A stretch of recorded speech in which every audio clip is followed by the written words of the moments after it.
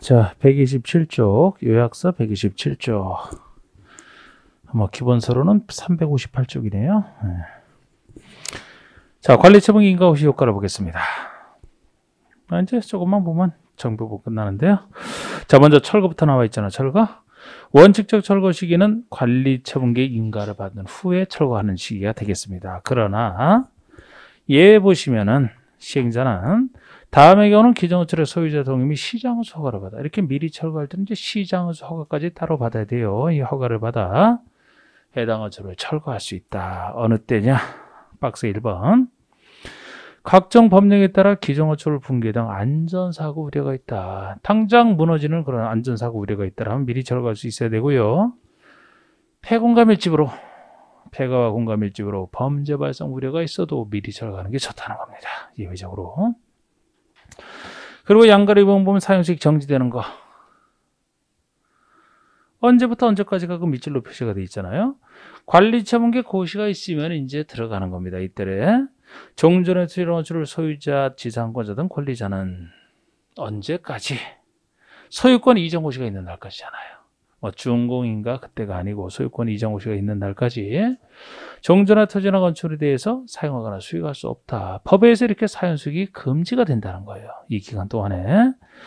물론 예외는 존재하죠. 다만 사업시행자 동의를 얻은 경우와 손실보상이 완료되지 않은 경우는 거래하지 않았다. 그래서 지금 사업시행자의 사업시행으로 해서 이렇게 정지하는 효과를 인정하는 거 아닙니까? 그런데 시행자가 괜찮다라고 동의를 해주면 그럼 상관없어요. 그냥 쓰면 됩니다. 또 손실보상을 해주고 못 쓰게 해야지 손실보상이 아직 완료되지 않았다. 그러면 쓸 수 있다는 겁니다. 그러하지 않아야 되니까. 그리고 연거로 3번 얘기가 관리처분 인가를 받은 경우에 이때 지상권이든 선세권이든 임대차 등 각종 계약기간에 대한 민법 등의 그 규정은 이게 바로 계약기간에 대한 그런 규정은 적용을 배제 안 하겠다는 겁니다. 관리처분 인가를 받게 되면. 그 다음에 4번은 준공인가와 공사완료 고시. 이런 표현을 씁니다. 뭐 개발부랑 건데 똑같아요. 결국 시장은수에게 이제 완료하고 나서는 시장은수에게 준공인가를 신청해서 받고 시장은수가 공사완료 고시를 하는데 만약에 시장은수가 직접 시행을 했다라면은 자기가 자기 한 것에 대해서 준공인가 안 받으니까 공사완료 고시만 하나 이런 거죠. 똑같고 단지 시장은수에게 한다는 거죠. 그래서 그런 얘기들이 양거를 보내 시장은수가 아닌 보통 시행자라면 동그라미 1번 제목처럼 시장은수에게 준공인가를 받고요. 동그라미 2번처럼 시장은수가 공사완료 고시를 하면 될 겁니다. 근데 양가로 2번처럼 시장은수 등이 시행을 직접 했다라면은 자기가 그냥 고시만 하면 된다. 그런 얘기가 되겠죠. 그런 얘기가 되고.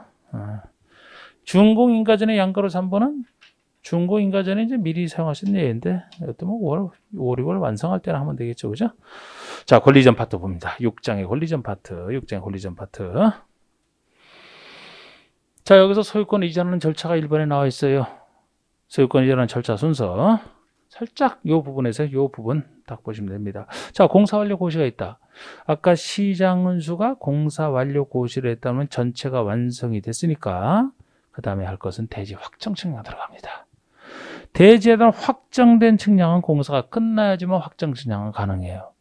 그래서 바로 공사 완료 고시가 있은 후에는 대지 확정 측량 들어가고 측량했으면 측량된 결과에 따라 토지를 분할할 겁니다. 토지 분할을 해야 줄 사람이 계시죠.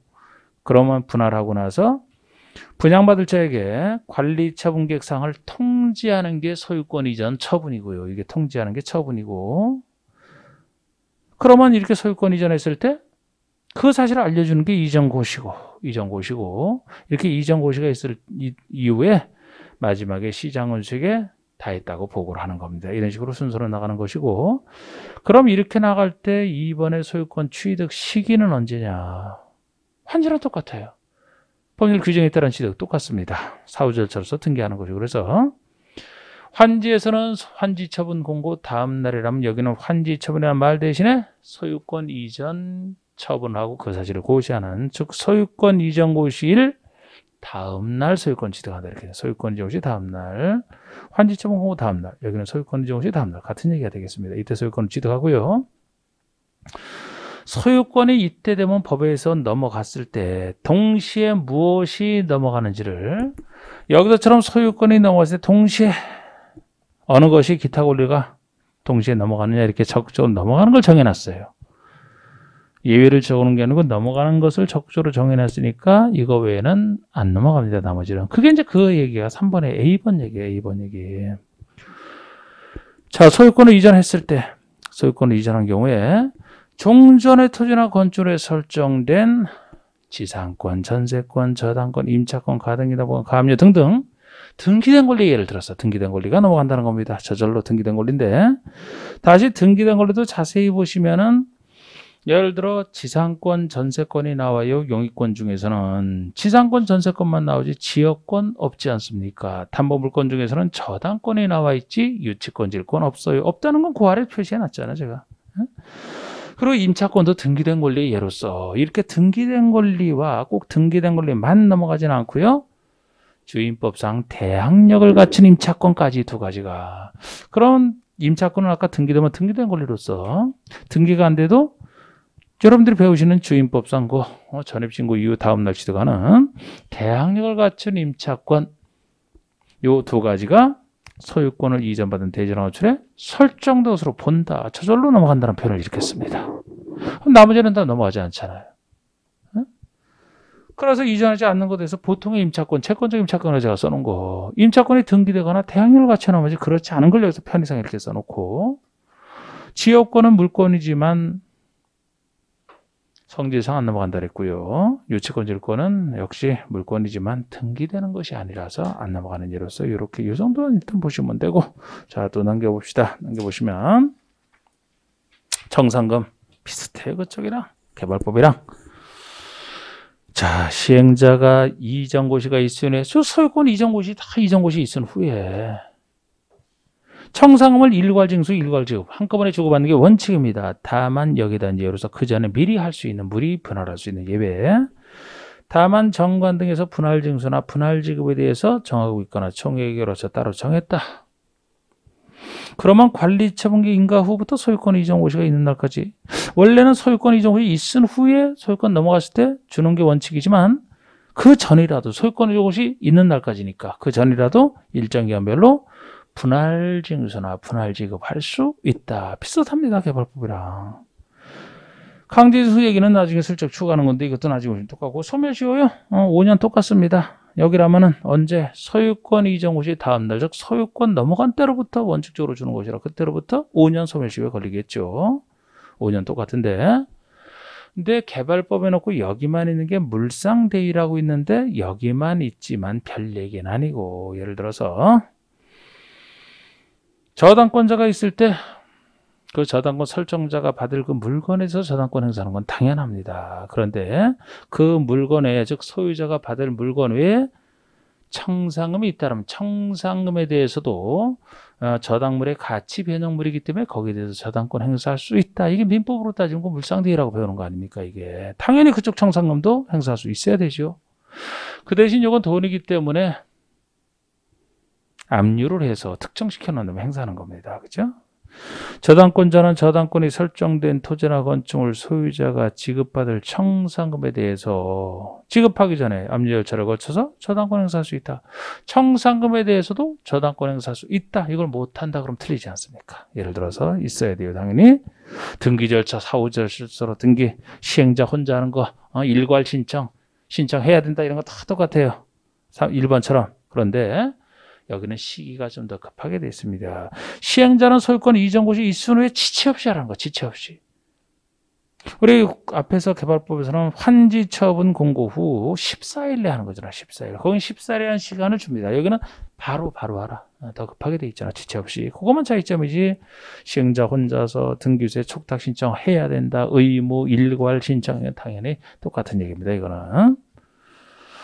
됐어요. 그러면 기타도 여기서는 지금 볼 거 없고 나중에도 그냥 보실 분만 보시면 되는 것이고 이제 귀찮은 정비법이 끝났고 자 건축법 들어갑니다. 건축법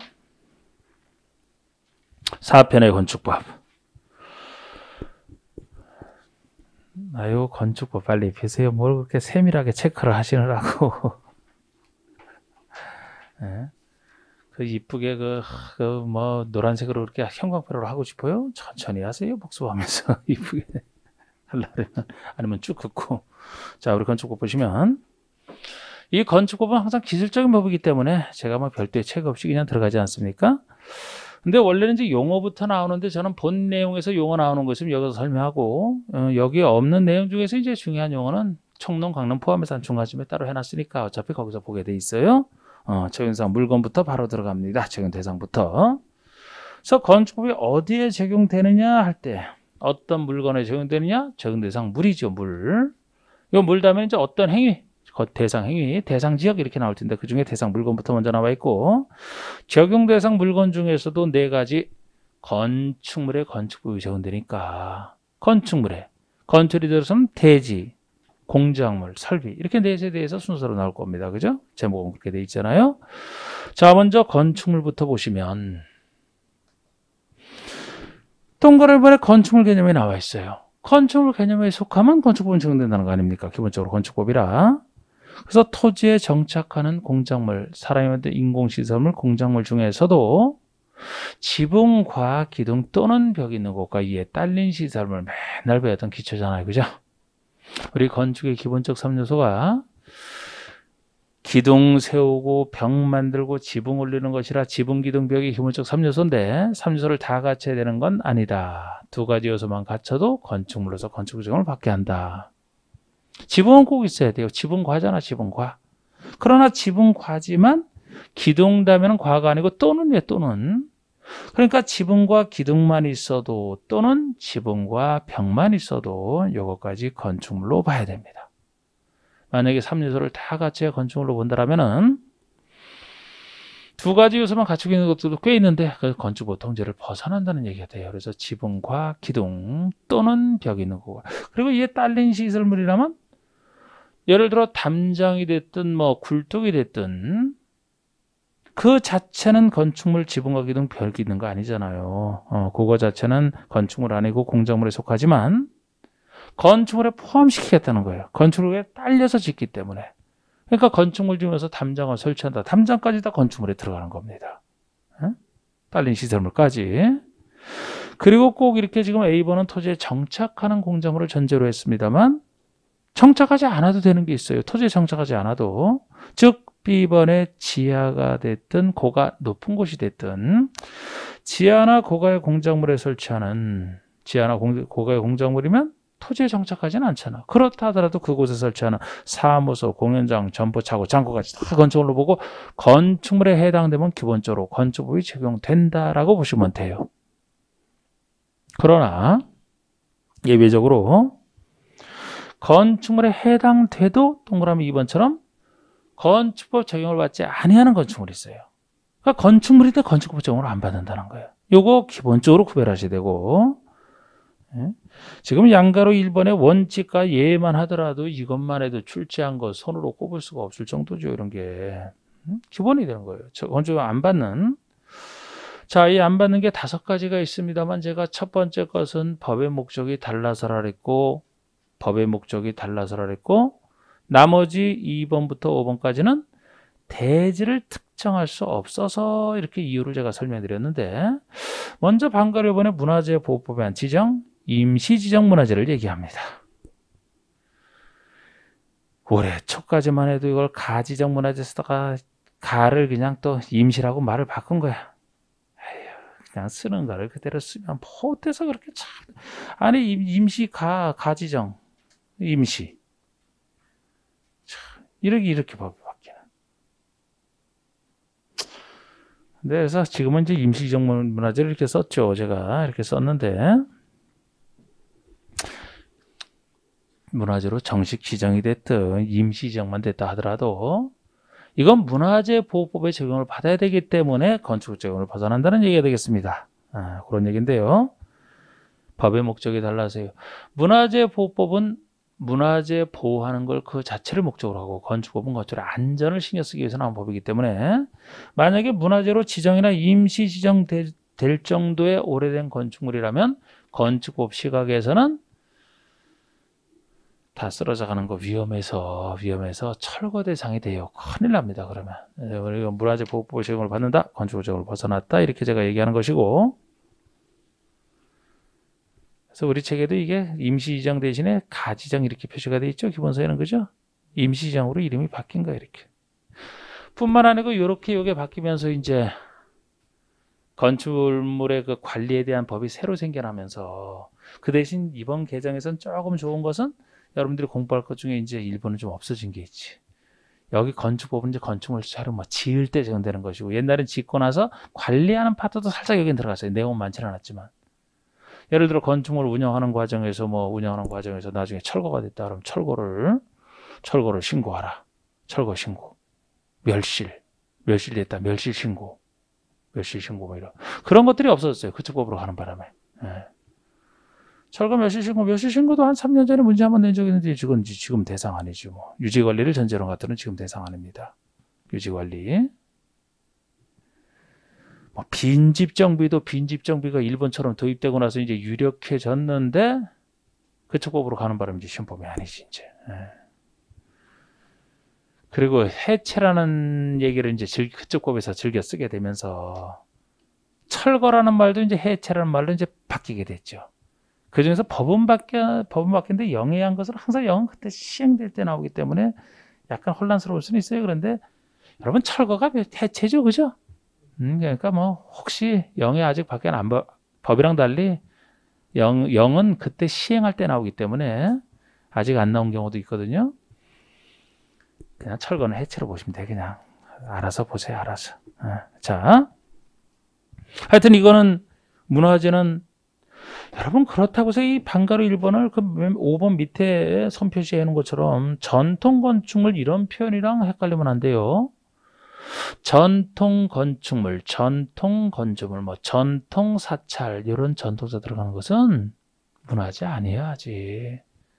건축에서 문화재 지정이든 임시 지정이든 문화재 보호법 적용을 받아야 되기 때문에 여기 적용 안 받는다는 것이지. 전통 사찰 등이다 그러면 그때는 건축 적용 받아요. 구별하시고 5가지만 안 받는 거예요. 그리고 2, 3, 4, 5번은 제가 대지를 특정할 수 없어서라고 했는데, 건축 기준엔 대표적인 건폐율, 용적률 등을 적용하려면 대지가 얼마인지가 나와 있어야 거기에 대비해서 건폐율을 얼마씩 적용하는데, 대지를 특정할 수 없다라면은 건축 기준을 적용하려도 적용할 수가 없잖아요. 그런 것들을 생각하시면 됩니다. 그래서 이번에 철도나 궤도의 선로 부지에 있는 다음 시설이다. 그래서 철도 선로 부지, 궤도 선로 부지에 있는 걸 전제로 해서 운전 보안 시설을 위한 운전 보안 시설이 됐든 물을 공급하는 급수, 탄을 공급하는 급탄, 기름을 공급하는 급유 시설, 아니면 여러분들이 잘 보시는 철도 선로의 위나 아래를 가로지르는 보행 시설이 됐든 열차를 기다리는 플랫폼이 됐든 이런 것들은 다 철도나 궤도의 선로 부지 안에 있는 걸 전제로 하거든요. 부지 안에 있는 시설이고, 이 건물 자체의 특성을 가지고 있어요. 이게 건축물 자체의 특성을 가지고 있지만 지붕과 기둥 또는 벽이 있기 때문에. 그러나 이 건물이 들어서는 대지가 전체 선로 부지가 되거든요. 예를 들어 전체 선로 부지인데 어떻게 건축 기준을 적용할 겁니까? 예? 딱딱 그 분리가 안 돼 있는데 예. 그래서 그래요. 그래서 요거는 아까 그 밑에 선표시 중에서 제가 전통 건축과 철도 역사도 적어놨잖아요. 철도 역사는 선로 부지 내에 있는 게 꼭 아니에요. 거기서 별도의 대지 마련해서 거기다 철도 역사 짓는 것이지. 그래서 철도 역사는 건축 지원 받는 겁니다. 아까 거기 없잖아요. 2번에 없잖아. 그리고 3번에 고속도로 통행료 징수시설. 제가 여러분들에게 한 2번 정도까지 그림까지 다 그렸지만 지금은 그림은 안 그리죠. 그죠? 고속도로 통행료 징수시설. 고속도로 내에 그 요금받는 톨게이트를 얘기하는 건데, 분명히 건축 모양 갖추고 있지만 이 건물이 들어서는 톨게이트 자체가 연결되어 있는 모든 고속도로 부지를 다 전제로 하는데요. 어떻게 건축 기준을 적용할 건데요? 컨테이너용 간이 창고. 최근에 이걸 갖고 문제를 냈잖아요. 최근에는 컨테이너를 이용한 간이 창고입니다. 우리 컨테이너 박스를 이용해서 간이 창고로 쓰는 건데, 이것도 어떤 전제 하에서만 이거를 제외하느냐? 공장 용도로만 사용되는 대지, 즉 공장 대지 안에 설치하는 걸 전제로 해서 이동이 쉬운 것만 이 말이 붙어 있어요. 그러니까 이 말이 빠지면 다 적용받는 거예요. 그거를 바꿔서 문제를 냈던. 그러니까 보통 컨테이너 박스를 이용해서 땅에 정착을 시켜놓고 문 만들고 창문 만들고 해서 거기 거주용으로 쓰는 경우도 많고 사무실로 쓰는 경우도 많고 해병대 사무실 막 그랬잖아. 전호의 사무실 그죠? 아니면 뭐 분양하는 그 공인중개사 쓰는 그런 업무도 있고 창고로도 많이 쓰고. 근데 그건 기본적으로 다 건축부 적용 받아요. 적용 받습니다. 땅에 정착돼 있고 지붕과 기둥 또는 벽이 있는 건데 뭐 그런 거 건축부 적용 받아요. 대부분 가설 건축물로 통제를 받습니다. 그런데 공장 안에서 간이 창고로 쓰더라도 반드시 공장 안에서 쓰는 것이고요. 이동이 쉬운 것 요 말의 전제 하에서만 안 받는다는 거예요. 이동이 쉽다는 얘기는 토지의 정착성을 없애버렸다는 얘기고 따라서 이 컨테이너로 쓰는 간이 창고가 들어서는 땅 자체를 특정할 수가 없는 거예요. 이동이 쉽게 그냥 석 밀면 밀게 돼 있기 때문에. 그렇다고 그 가설 건축물 그걸 하나를 공장 대지 전체를 대지로 볼 수도 없고. 그래서 이것도 그 점에서만이지. 이렇게 이동이 쉬운 것, 공장 안에서 이동이 쉬운 것, 요 말이 빠지면 그때는 건축부 적용 받는 겁니다. 정확히 보셔야 돼요. 그리고 이번에 하천법에 하천구역 내 수문 조작실. 4대강 사업했을 때 수문만이 만들어 놓고 그 수문을 조작하는 수문 조작실이라는 건축물을 얘기하는 건데 이게 하천 구역 내에 있기 때문에 역시 수문 조작실이라는 건축물이 들어서는 대지를 특정할 수가 없어요. 전체 하천 구역이 되는데요, 쭉? 어떻게 건축기준 적용할 거냐? 적용 안 합니다. 여기서 적용 안 하면 여기는 이제 따로 거기에 관련된 특별법에서 따로 통제하겠죠, 이제. 자, 대지 보세요. 대지. 원칙은 이제 1필지가 1대지가 되는데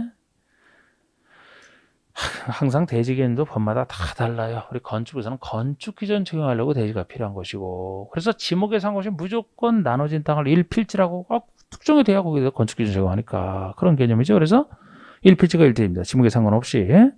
그래서 공간법에 의해서 각 필지로 구획된 토지를 그 법에 따라서 구획된 땅을 1필지라고 하는데 1필지는 1필지로서 1필지가 1대지 요 필지로서 건축상 독자적 개념이다. 네. 지목에 상관없이 무조건 한 필지로 나눠진 땅은 1대지로 봐서 건축 기준을 정할 겁니다.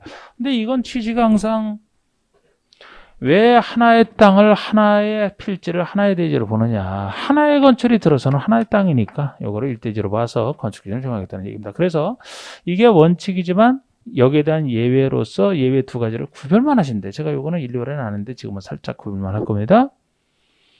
둘 이상의 땅을 전체를 1대지로 볼 수 있는 예외가 존재하고요. 지금은 하나 이상의 땅, 하나든 둘이든 그 일부만 1대지로 볼 수 있는 예외가 존재해요. 왜 둘 이상 전체 땅을 1대지로 보느냐? 기본적으로 하나의 건축이 들어서는데 둘 이상에 걸쳐서 짓기 때문에 하나의 건축이 들어서는 땅인데 요거를 둘 이상 필지라고 해서 요 부분 나눠서 하는 것보다는 하나의 건축이 들어서는 전체 땅을 1대지로 봐서 건축 적용하는 것이 더 합리적으로 보는 거예요. 전체 땅을. 하나의 건물이 들어서는 전체 땅을. 그럼 여기는 왜 일부만 1대지로 보느냐? 그 하나의 건축물이 일부에만 들어가니까 들어서는 이 땅이 일부니까 다른 땅을 적용해서는 안 되죠. 이런 얘기거든요. 요거만 이해해도 80%는 이미 된 거고 여기다 이제 추가로 한두 가지 더 있는 것만 그 이유를 생각하시면 됩니다. 그래서 예외가 동그라미 2번에 하는데 예외 중에서 A번이 둘 이상 필지를 하나의 대지로 봐서 건축 정하세요. 예외고 B번은 하나 이상 필지의 일부를 1대지로 볼 수 있는 경우예요. 그래서 요 둘을 구별만 하시면 돼요. 구별만. 이거 외우는 게 아니고 구별만 하시면 돼요. 구별만. 예를 들어 A번 보시면 둘 이상 필지 1번 하나의 건축을 두 필지 이상에 걸쳐 건축한다. 그때 그 합한 토지 전체를 1대지로. 제가 바로 그린 부분이죠. 그림 부분이 하나의 건축이 들어서는 전체 땅인데 같은 취지의 것이 3, 4, 5번까지가 같은 취지예요. 3, 4, 5번까지가. 2번, 6번은 별도의 규정이고. 그래서 먼저 3, 4, 5번부터 같은 취지의 것으로 보시면은 하나의 건축을 다른 쪽으로 바꿔놨을 뿐이거든요.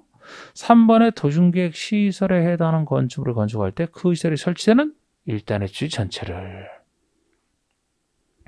건축물 대신에 도중계획 시설로 바꿔놨을 뿐이네. 그냥 공적인 도중계획 시설에 해당하는 건축물을 짓더라도 들어서는 땅 전체를 일대지로, 일단의 땅 전체를 일대지로 봐주겠다는 얘기잖아요.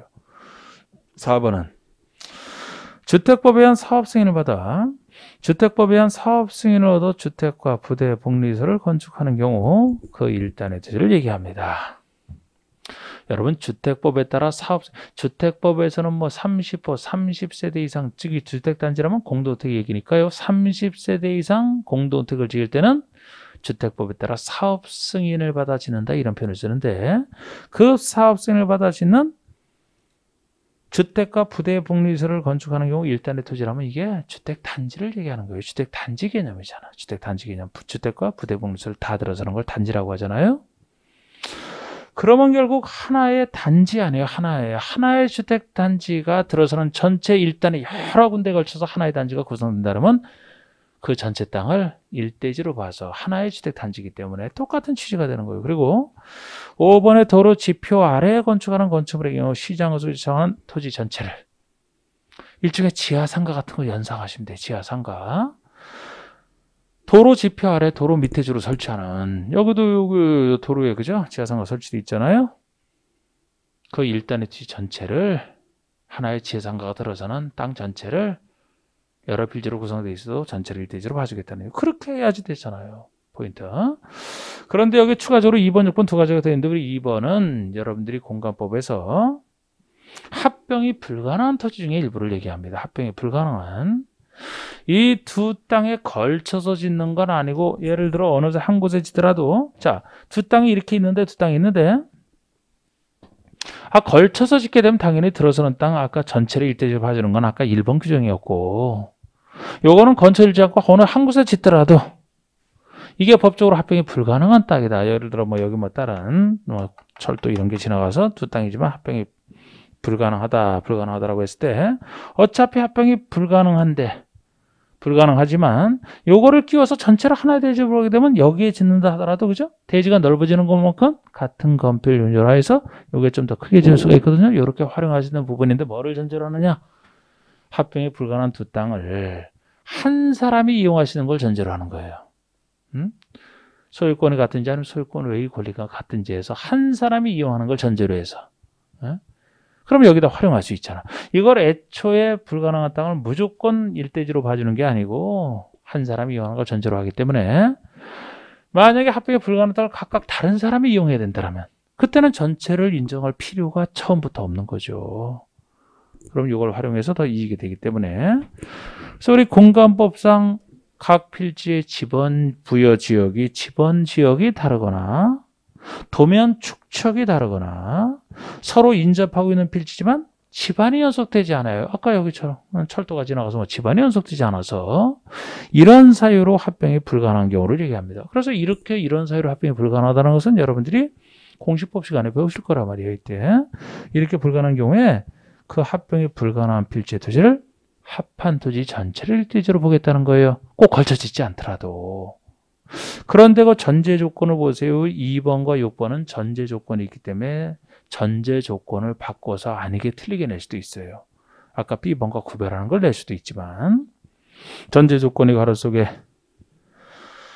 토지의 소유자가 다르거나 소유권 외의 권리가 서로 다른 경우는 제외란 말이야. 소유자가 서로 다르면 혼자 이용 못 하잖아요. 소유자가 같아도 소유권 외의 권리가 서로 다르다. 그러면 한 사람이 이용할 수가 없죠. 그러니까 이때는 둘 이상 보는 것은 제외니까 이때는 각각을 대지로 인정을 해줘야 되겠죠. 6번 보세요. 6번이 조건보고입니다. 허가를 내줄 때 조건을 붙이는데 그 조건의 내용을 한번 싹 보시면 이제 그 내용. 자, 어떤 조건을 붙이느냐?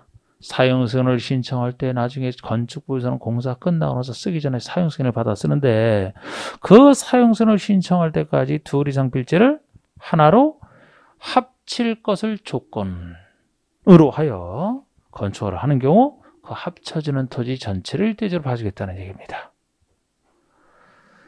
자, 그러니까 둘 이상 땅이 건축 허가 신청 시에는 아직 둘 이상 땅이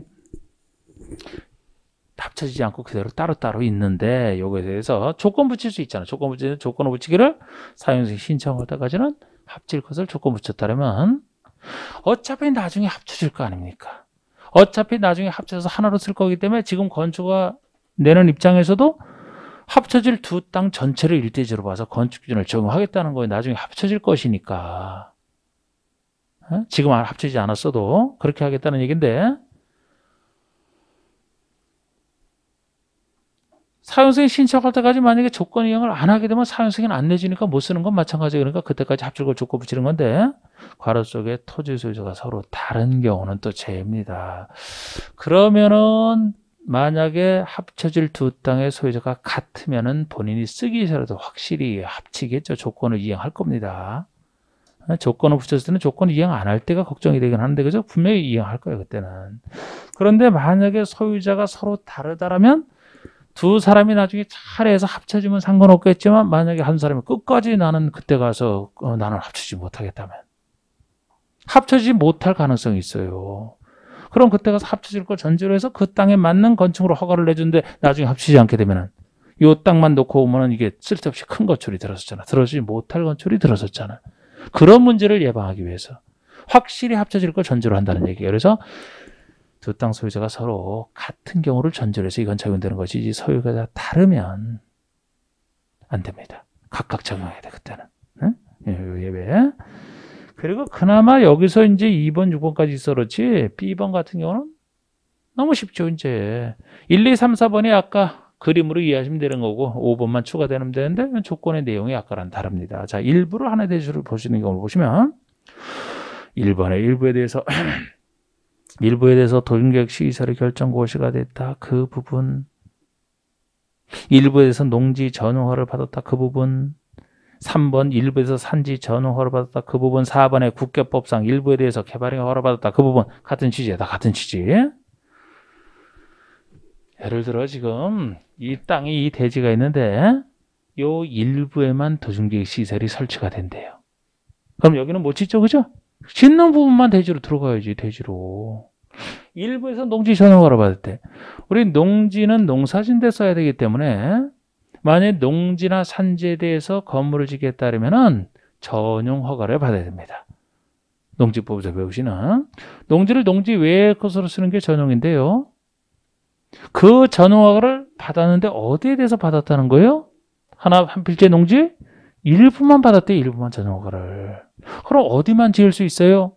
그 일부만 지을 수 있지. 전용 허가를 받지 않은 부분은 농사 져야 되죠. 산지도 마찬가지고. 우리 앞에서 보던 국가법상 난개발 방지랑 개발행 허가도 어디에 대해서 받았느냐? 그 일부에 대해서만 받았다는 거예요. 그럼 일부만 개발할 수 있죠, 그죠? 그 땅만 개발할 수 있으니까 그 땅을 일대지로 봐야지. 응? 건물 못 짓는 땅을 일대지로 보면 안 되잖아요. 뻔하잖아. 이거를 쉽게 문제를 낸다라면 그냥 예를 들어 아까 A 보면 둘 이상의 땅을 하나의 대지로 할 수 있는 그런 경우가 아닌 것은 하면 지금 배웠던 뭐 일부에서 농지 전용 허가를 받았다. 이거 집어넣으면 그게 답이잖아. 이건 너무 쉬운 거고 아까 그 조건을 바꿀 수 있다 그랬죠. 여기도 조건 있잖아. 조건부 허가. 조건의 내용이 아까는 달라요. 5번과 다릅니다. 5번 사용 승인을 신청할 때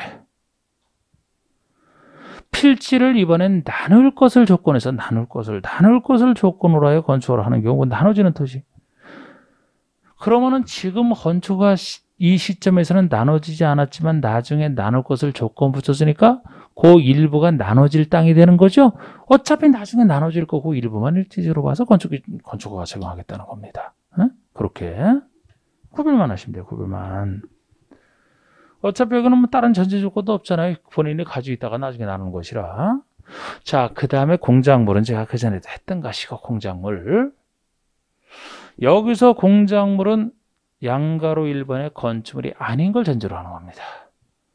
그래서 공작물이라 하더라도 아까 건축물에 들어가면 딸린 시설물로 들어가면 건축물이 된다 그랬잖아요. 그럼 건축물에 대한 허가 신고로 충분하기 때문에 별도의 공작물 신고는 없고 여기는 건축과 분리되어 설치하는 공작물이고 이건 건축이 아니기 때문에 큰 것이 문제가 돼요. 작은 것이면 아무 어떤 안전에 지장이 없다고 보는 겁니다. 그래서 큰 공작물은 신고하라. 건축의 건축은 원칙여가 가벼운 게 신고인데 이건 공작물이잖아. 건축은 공작물이기 때문에 작은 건 문제가 안 되고 크다 하더라도 허가는 아예 없어요. 신고 대상만 있을 뿐입니다. 여기에 해당하지 않으면 신고도 없이 그냥 할 수 있고, 그래서 신고 대상 공작물밖에 없는데 다음에 공작물 이렇게 해놓고 벌써 괄호 속에 건축허가 불리하여지는 것을 말한다. 이게 전제가 돼 있잖아. 그러니까 박스에 있는 것을 열심히 해도 요 전제 조건을 바꿔서 틀리게 낼 수도 있는 거예요. 그래서 일부러 밑줄을 거는 겁니다. 건축허가 불리하여 축조하는 것을 말한다. 만약에 여기 해당하는 공작물도 만약에 건축허가 불리하지 않고 딸려서 설치한다 이 말이 들어가면 별도의 신고 필요 없다니까요. 건축물로 들어가니까. 그래서 건축허가 불리해서 지는 독자적 공작물을 전제로 하는 겁니다. 이걸 전제로 해서 시장으로 전제에 신고하라. 신고밖에 없어. 신고밖에. 큰 공작물에 허가는 아예 없어. 공작물은. 누구에게 신고하느냐 하는 건 여기 지금 공작물에서 처음 나왔지만 건축법에서 뭐 건축 허가나 신고나 용도 변경 허가 신고나 여기 뭐 대수선이나 뭐 다 마찬가지 대부분이다. 건축법에서 나오는 것은 큰 사업이 절대 아니고 이 건축물에 대해서 막 대규모로 짓는다는 다시 주택법이 적용됐든 좀 큰 사람이 있을 수 있어도 건축법은 그런 게 아니잖아. 그래서 여기라면 행정처의 대부분이 다 시장허수구청장으로 보시면 돼요. 여기서 처음 나왔지만 이런 얘기 그전에 됐었죠. 그죠? 건축선 대부분 시장허수구청장. 작은 일이라 개별적인 허가에 불과해서. 물론 자치자치도는 항상 그 사람이 한다 그랬으니까 결과적으로 자치자치도 시장허수구청장에게 신고하라. 기본적으로 무엇이 신고 대상이냐를 아시면 되는데 누구에게는 이제 그렇게 정리하시면 된다는 겁니다. 다른 데서도 비슷하게 건축법에서는. 제가 요거 했던 것이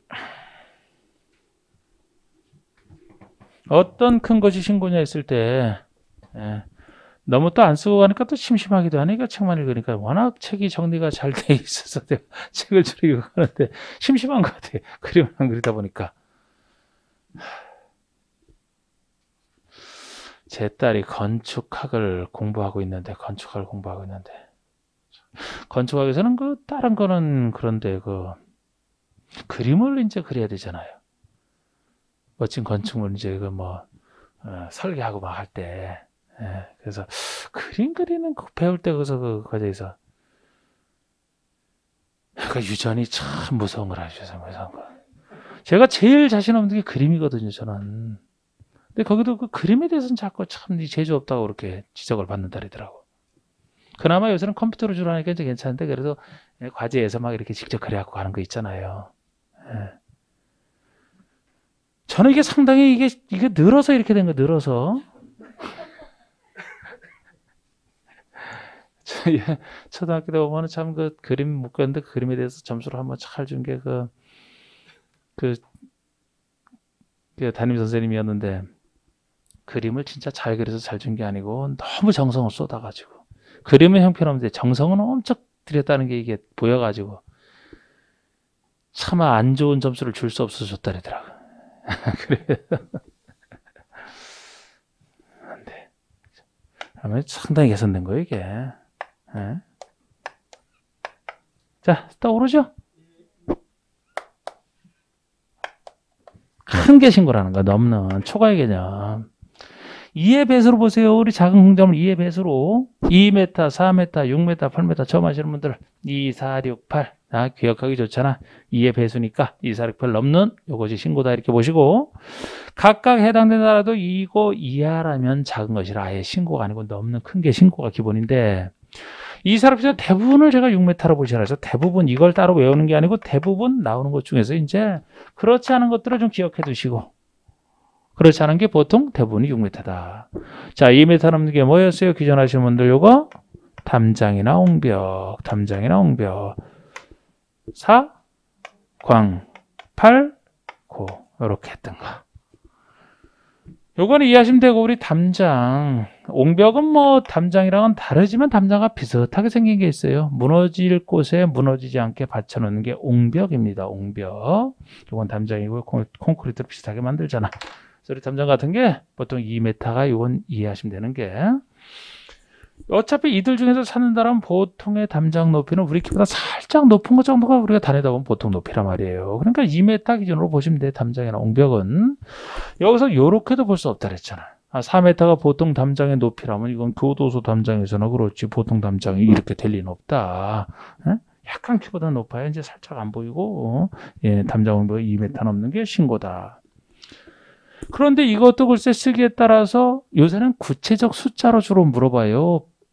이 범위를 그대로 얘기하는 게 아니고. 그래서 좀 정확하게 볼 필요가 있어요. 예를 들어 높이 3m의 담장이다 그러면 높이 3m 담장을 설치한다 그러면 2m 넘으니까 신고 대상이죠? 이걸 구별하셔야 된대요. 그렇게. 그런데 높이 3m짜리인데 건축물에 딸려 설치하는 이 말이 들어가 있으면 신고가 아니죠. 딸린 시설부터 건축물에 아까 포함되기 때문에 건축물에 대한 일반적 건축 허가 신고로서 그 안에 다 들어가 있는 거라고.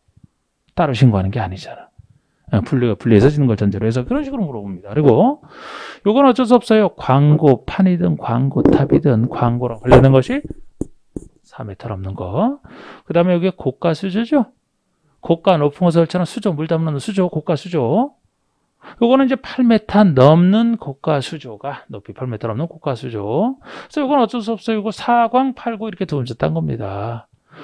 여기서 2m 뭐 담장 옹벽은 이건 했으니까 이건 이해하시라 그랬고 여기서 광을 판다 그러면 뭐 6광을 팔 수는 없고 8광을 팔 수는 없잖아요. 4광밖에 팔만한 게 없어요. 할 때 4광 팔고 4광 팔고 그리고 나중에 추가로 나온 거 하나 더 248 기본에서 아무튼 특이한 거 5m 기준으로 따지는 거 그죠? 5m 기준으로 따지는 거 따로 기억하셔야 되잖아. 나중에 추가돼서 그렇잖아요. 이게 태양에너지 발전 설비다. 그래서 4광 팔고 외운 다음에 요거는 오 나의 태양 이렇게 했던 거 오 나의 태양 5m라는 게 나머지 이제 대부분이 다 6m니까 뭐 굴뚝 장식탑 기념탑 뭐 운동장은 철탑 등등 대부분이 6m 넘는 게 신고가 되는 거예요. 그리고 여기서는 높이만 제가 따졌는데 면적으로 따지는 게 잘 안 나오지만 이제 지하 대표는 면적 뭐 30제곱미터를 넘는 그것도 있어요. 근데 유일하게 다 넘는데 유일하게 넘는 게 아니고 이하짜리는 따로 기억하셔야 되잖아. 따로 이하짜리 8m 이하 따지는 거 이건 뭐가 포인트? 이하가 포인트라고 이하가.